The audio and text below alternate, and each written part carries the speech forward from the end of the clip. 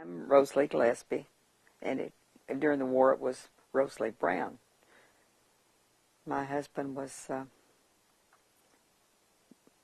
had gone to Kelly Air Force Base to train for Tinker Field. I couldn't go with him because I had one 3-year-old, and then I was pregnant with with the new one, and he was born.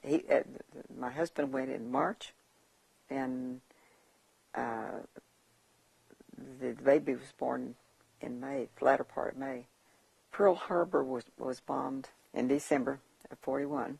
Everybody was getting together, trying to get things started for the war effort.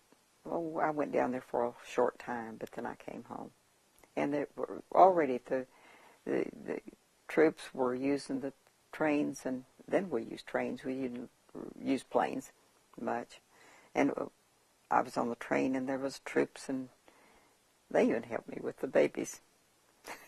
Nice young men.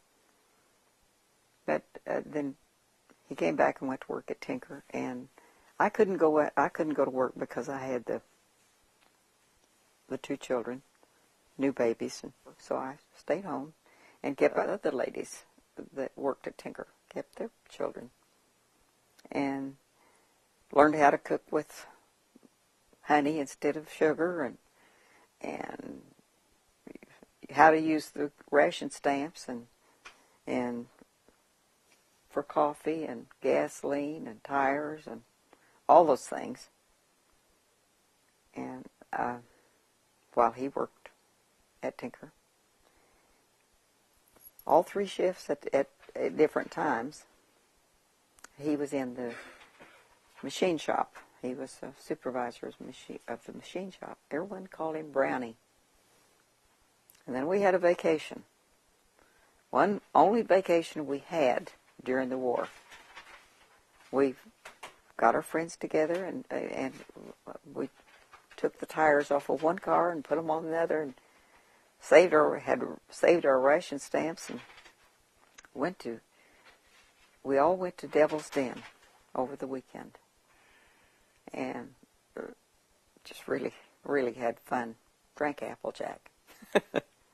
All in the meantime, we were all so worried, silly about all of the islands were occupied by the Japanese, and my brother had been sent to Guam. The ship was bombed out from under him, and he was in the water for 12 hours. But then he was picked up.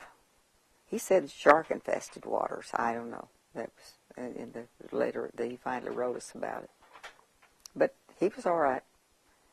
He was over in Guam all this time, and he talked about the trucks that rolled in with the bodies.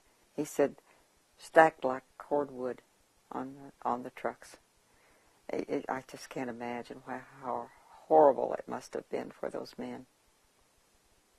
It was what was so amazing. I've always thought that is that if everyone thinks that this day and age that Oklahoma came together for when they had the bombing of the Murrah building, can you imagine a whole nation coming together like that? And that's how the war was won.